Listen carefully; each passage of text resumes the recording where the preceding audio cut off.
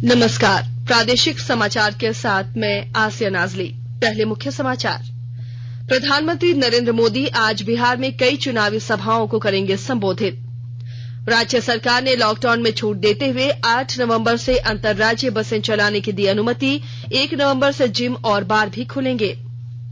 पिछले 24 घंटे के दौरान राज्य में 549 कोरोना पॉजिटिव मरीज मिले, जबकि 625 कोरोना मरीज स्वस्थ हुए हैं।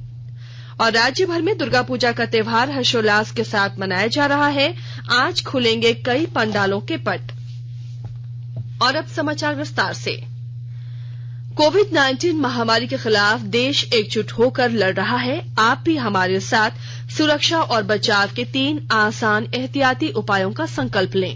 मास्क पहनें, 2 गज की दूरी है जरूरी, सुरक्षित दूरी बनाए रखें, हाथ और मुंह साफ रखें। प्रधानमंत्री नरेंद्र मोदी आज बिहार दौरे पर हैं। श्री मोदी आज बिहार में कई चुनावी सभाओं को संबोधित करेंगे। प्रधानमंत्री ने कल ट्वीट के माध्यम से ये जानकारी देते हुए कहा कि उन्हें बिहार के लोगों के साथ समय बिताने का मौका मिलेगा। श्री मोदी ने ट्वीट संदेश में कहा कि वे सासाराम, गया और भागलपुर में रैलियों को संबोधित करेंगे। उन्होंने कहा कि वे जनता जनार्दन के सामने एनडीए का विकास एजेंडा रखेंगे और अपने गठबंधन के लिए उनका आशीर्वाद मांगेंगे। प्रदेश भाजपा अध्यक्ष संजय जायसवाल ने बताया कि प्रत्येक विधानसभा निर्वाचन क्षेत्र में 4 एलईडी स्क्रीन और एक बड़ी स्क्रीन लगाई जाएगी, जिसके जरिए प्रधानमंत्री का भाषण प्रसारित किया जाएगा। उन्होंने कहा कि सभी उम्मीदवार अपने अपने निर्वाचन क्षेत्रों में उपस्थित रहेंगे और श्री मोदी का भाषण शुरू होने से पहले खुले मैदान में जनता को संबोधित करेंगे। कांग्रेस नेता राहुल गांधी भी आज बिहार में चुनाव प्रचार शुरू करेंगे। वे नवादा और भागलपुर जिलों में 2 रैलियों को संबोधित करेंगे। राज्य सरकार ने लॉकडाउन में छूट देते हुए 8 नवंबर से अंतरराज्यीय बस सेवा बहाल करने की अनुमति दे दी है। वहीं 1 नवंबर से बार और जिम खोलने की भी मंजूरी दी गई है। हालांकि यह छूट कंटेनमेंट जोन के बाहर बहाल की गई है। आपदा प्रबंधन विभाग की ओर से मुख्य सचिव सुखदेव सिंह ने इस बाबत आदेश जारी कर दिया है। सरकार ने दूसरे राज्यों से वापस आने वाले लोगों को 14 दिन के होम क्वारंटीन की शर्तों को वापस ले लिया है। नए आदेश के मुताबिक कंटेनमेंट जोन के बाहर के स्कूलों में परीक्षाएं संचालित करने के लिए स्कूल बुलाया जा सकता है। सरकार ने कंटेनमेंट जोन के बाहर 1 नवंबर से बंद स्थान में 50% क्षमता के साथ मंडली जुटने की अनुमति दी है। इस प्रकार खुले स्थान पर अब अधिकतम 200 लोग जुट सकेंगे। मुख्यमंत्री हेमंत सोरेन ने प्रधानमंत्री नरेंद्र मोदी को पत्र लिखकर झारखंड के खाते से बिजली बकाये की काटी गई 1417 करोड़ रुपए की राशि वापस मांगी है। साथ ही मंत्रिपरिषद के अपने साथियों के साथ मिलने का समय भी मांगा है।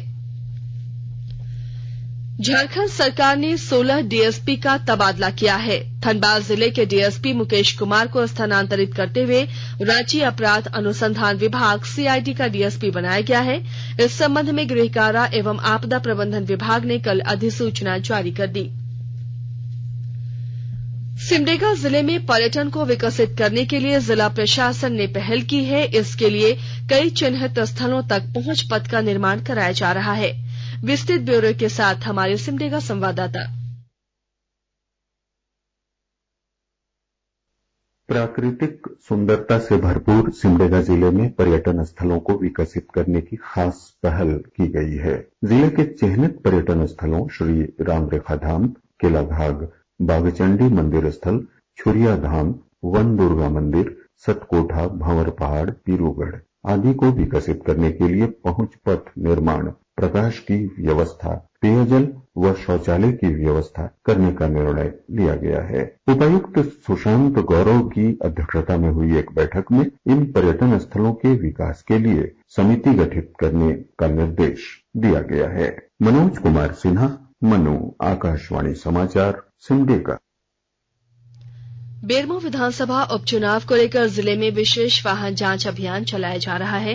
इस दौरान बेरमो थाना क्षेत्र के हिंदुस्तान पुल पर पुलिस ने एक कार से 16 लाख से ज्यादा रुपए बरामद किए हैं। केंद्रीय माध्यमिक शिक्षा बोर्ड सीबीएसई ने चेहरा पहचान प्रणाली शुरू की है, जिसके माध्यम से कक्षा 10 और 12 के विद्यार्थी अपने डिजिटल शैक्षिक दस्तावेज डाउनलोड कर पाएंगे। इस कंप्यूटर एप्लीकेशन में पहले से ही सुरक्षित डिजिटल इमेज का चेहरे से मिलान हो पाएगा। इसी तरह से डेटाबेस में पहले से ही सुरक्षित विद्यार्थियों की इमेज का सीबीएसई के प्रवेश पत्र पर लगे फोटोग्राफ से मिलान हो सकेगा। फोटो का मिलान सफल होने पर प्रमाण पत्र विद्यार्थियों को ईमेल कर दिए जाएंगे। सीबीएसई ने डिजिलॉकर में 12 करोड़ डिजिटल शैक्षिक रिकॉर्ड डाले हैं, जिसे कोई भी विद्यार्थी खोल सकता है और अपनी मार्कशीट, पास और माइग्रेशन सर्टिफिकेट देख सकता है। आकाशवाणी के ताजा तरीन समाचारों के लिए आप हमारी वेबसाइट newsonair.com पर लॉग इन कर सकते हैं। ताजा समाचार Twitter handle @AIR news alerts और Facebook page all India radio news पर भी उपलब्ध है। आप प्रादेशिक समाचार एकांश के ट्विटर हैंडल @AIR News_Ranchi और Facebook page AIR news Ranchi के अलावा YouTube channel regional news unit Ranchi पर भी हमारे बुलेटिन सुन सकते हैं। प्रादेशिक समाचार आप आकाशवाणी रांची से सुन रहे हैं और अब पेश है कोरोना से बचाव के कुछ संदेश।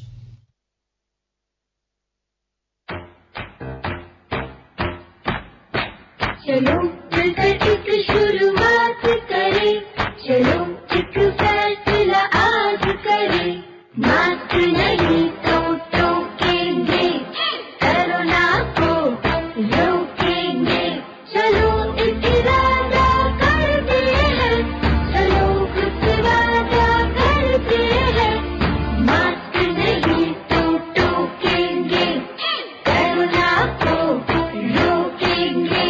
भारत सरकार द्वारा जनहित में जारी।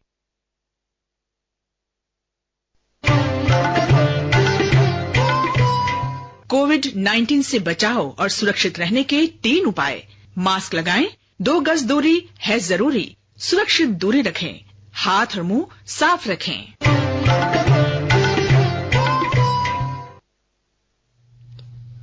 प्रादेशिक समाचार में एक बार फिर आपका स्वागत है।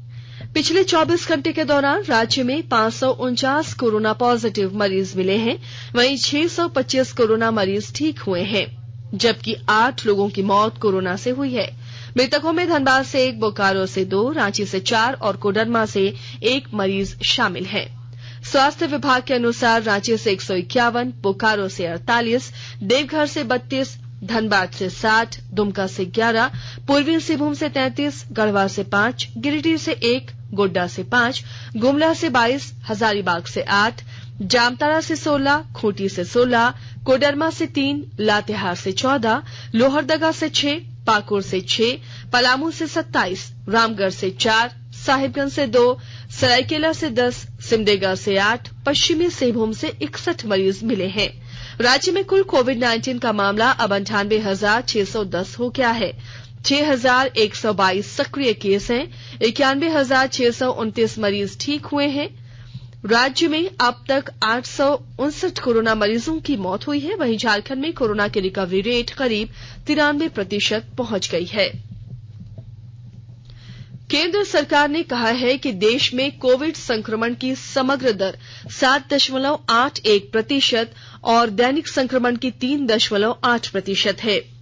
एक ट्वीट में स्वास्थ्य मंत्रालय ने कहा कि कई राज्यों और केंद्र शासित प्रदेशों में संक्रमण की दर राष्ट्रीय औसत से अधिक दर्ज हुई है। इन राज्यों में आक्रामक और व्यापक जांच अभियान चलाने की आवश्यकता है। 14 राज्यों और केंद्र शासित प्रदेशों में संक्रमण की दर राष्ट्रीय औसत से अधिक है। महाराष्ट्र में संक्रमण की दर 20.4% और उसके बाद पुडुचेरी में 18.2%, केरल में 17.8% और नागालैंड में 15.3% है। भारतीय आयुर्विज्ञान अनुसंधान परिषद ICMR ने कोरोना संक्रमण का पता लगाने के लिए कोविरैप की दक्षता को मान्यता दे दी है। इस नैदानिक प्रौद्योगिकी को खड़गपुर के भारतीय प्रौद्योगिकी संस्थान IIT के शोधार्थियों ने विकसित किया है। कोविरैप विधि से कोविड की जांच आसानी से की जा सकती है। यह जांच किफायती है और 1 घंटे के अंदर परिणाम मिल सकते हैं। जांच की यह विधि अत्यधिक विश्वसनीय और सटीक है। यह उपकरण सस्ता है और आसानी से कहीं भी ले जाया जा सकता है। जांच के परिणाम मोबाइल एप्लीकेशन से मिलते हैं, इसलिए मानवीय हस्तक्षेप की जरूरत नहीं होती। आईसीएमआर के दिशा निर्देशों के अनुसार कोविरैप की कड़ी जांच की गई है। विभिन्न वाणिज्यिक इकाइयों ने कोविरैप के लाइसेंस के लिए संपर्क किया है ताकि इसे तेजी से आम आदमी तक पहुंचाया जा सके। राज्य भर में दुर्गा पूजा का त्योहार हर्षोल्लास के साथ मनाया जा रहा है। सप्तमी पूजा में आज राज्य भर के कई पंडालों के पट श्रद्धालुओं के लिए खोल दिए जाएंगे। वहीं कल कोडरमा, रांची और जमशेदपुर के प्रमुख पूजा समितियों द्वारा बनाए गए पंडालों के पट खोल दिए गए। कल कोडरमा में दुर्गा पूजा पंडाल के पट भक्तों के लिए खोल दिए गए। कोविड के निर्देशों के तहत मां दुर्गा के दर्शन के लिए भक्त पहुंच रहे हैं। राज्य सरकार ने दुर्गा पूजा पर विजयादशमी के अवसर पर 25 अक्टूबर के स्थान पर 26 अक्टूबर को एनआई एक्ट के तहत अवकाश की घोषणा की है। इस संबंध में गुरुवार को कार्मिक विभाग द्वारा अधिसूचना जारी कर दी गई। इसके तहत 24 अक्टूबर को महाअष्टमी और महानवमी को 25 नवंबर को विजयादशमी के अवसर पर अवकाश में आंशिक संशोधन करते हुए 26 अक्टूबर को भी छुट्टी की घोषणा को लेकर अधिसूचना जारी कर दी गई। गढ़वा जिले में दुर्गा पूजा शांतिपूर्ण तरीके से संपन्न कराने को लेकर प्रशासनिक तैयारी पूरी कर ली गई है। विस्तृत ब्यौरे के साथ हमारे गढ़वा संवाददाता। पूरे जिले में इस बार दुर्गा पूजा उत्सव में कोरोना महामारी का प्रभाव दिख रहा है। पहली बार हर जगह पूजा पंडाल तो बनाए गए हैं, लेकिन वहां आम श्रद्धालुओं के प्रवेश पर रोक लग गई है। साथ ही प्रवचन सहित किसी भी प्रकार के धार्मिक आयोजन करने पर रोक लगने के कारण कहीं भी चहल पहल नहीं दिख रहा है। अधिकांश श्रद्धालु घर पर ही रहकर इस बार कलश स्थापित कर मां दुर्गा की आराधना कर रहे हैं। शहर से लेकर सुदूर ग्रामीण क्षेत्रों तक कहीं भी भीड़ न लगे, इसके लिए सभी क्षेत्रों में दंडाधिकारियों की प्रतिनियुक्ति की गई है। साथ ही सभी जगह पुलिस गश्त भी की जा रही है। जिला प्रशासन का कहना है कि अभी कोरोना समाप्त नहीं हुआ है, इसलिए किसी भी तरह की लापरवाही से स्थिति पुनः बिगड़ सकती है। इसलिए पूजा पंडालों में सामाजिक दूरी का पालन को देखते हुए पंडाल में पूजा करने वालों की संख्या सीमित कर दी गई है। साथ ही पूजा में शांति और सद्भावना बनाए रखने के लिए भी सभी प्रयास किए गए हैं। विनोद कुमार पाठक, आकाशवाणी समाचार, गढ़वा।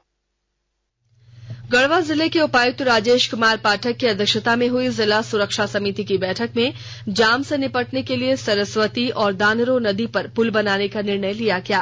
साथ ही त्योहारों के दौरान सड़कों पर बने गड्ढों को भरने और जिले में ट्रैफिक समस्या के समाधान के लिए 4 स्टॉपेज बनाने का निर्देश दिया। पलामू जिले के पिपराटांड और देसीगंज में अलग अलग हुए सड़क दुर्घटना में 2 लोगों की मौत हो गई।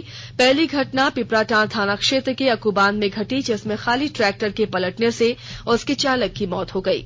वहीं दूसरी घटना लेस्लीगंज की है, जहां मिट्टी से लदे ट्रैक्टर के पलटने से चालक की मौत हो गई। दुबई में खेले जा रहे आईपीएल क्रिकेट में सनराइजर्स हैदराबाद ने राजस्थान रॉयल्स को 8 विकेट से हराकर प्ले ऑफ में पहुंचने की अपनी उम्मीदें बरकरार रखी है। कल रात दुबई में राजस्थान रॉयल्स ने पहले बल्लेबाजी करते हुए निर्धारित 20 ओवर में 6 विकेट पर 154 रन बनाए। संजू सैमसन ने 26 गेंदों में 36 और बेन स्टोक्स ने 32 गेंदों में 30 रन का योगदान किया। सनराइजर्स हैदराबाद की ओर से जेसन होल्डर ने 3 खिलाड़ियों को आउट किया। राशिद खान और विजय शंकर को 1-1 विकेट मिले। जवाब में हैदराबाद ने 11 गेंद शेष रहते हुए जीत का लक्ष्य हासिल कर लिया। मनीष पांडे ने 47 गेंदों में 83 रन और विजय शंकर ने 51 गेंदों में 52 रन की शानदार पारी खेली। दोनों के बीच तीसरे विकेट के लिए 140 रन की साझेदारी हुई। आज शारजाह में चेन्नई सुपर किंग्स का मुकाबला मुंबई इंडियंस से होगा। और आइए अब सुनते हैं राज्य के प्रमुख अखबारों ने किन किन खबरों को प्रमुखता से प्रकाशित किया है। 8 नवंबर से अंतर्राज्यीय परिवहन सेवा शुरू की जाएगी। साथ ही बाहर से आने पर अब 14 दिनों के क्वारंटाइन रहने की बाध्यता को खत्म करने के राज्य सरकार के फैसले को सभी अखबारों ने प्रमुखता से प्रकाशित किया है। दैनिक हिंदुस्तान ने पहले पन्ने पर 1 नवंबर से खुलेंगे जिम और बार, स्कूल कॉलेज के साथ सिनेमा हॉल अभी बंद रहेंगे, खबर को अपनी सुर्खी बनाई है। दैनिक प्रभात खबर ने मुख्यमंत्री हेमंत सोरेन द्वारा केंद्र सरकार पर की गई टिप्पणी पर अब मेडिकल कॉलेजों की मान्यता खत्म करने पर तुला है केंद्र, शीर्षक से पहले पन्ने की प्रमुख खबर बनाई है। दैनिक भास्कर ने लॉकडाउन में दी गई ढिलाई वाली खबर को 14 दिन का क्वारंटाइन खत्म, दूसरे राज्यों की बसें 8 से खुलेंगी, शीर्षक को अपनी सुर्खी बनाई है।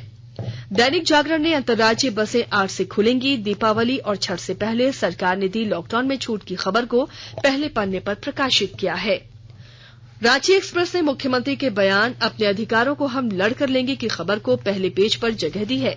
अंग्रेजी दैनिक हिंदुस्तान टाइम्स ने भाजपा द्वारा बिहार चुनाव में कोविड-19 वैक्सीन को मुफ्त में दिए जाने की घोषणा की खबर को प्रमुखता दी है।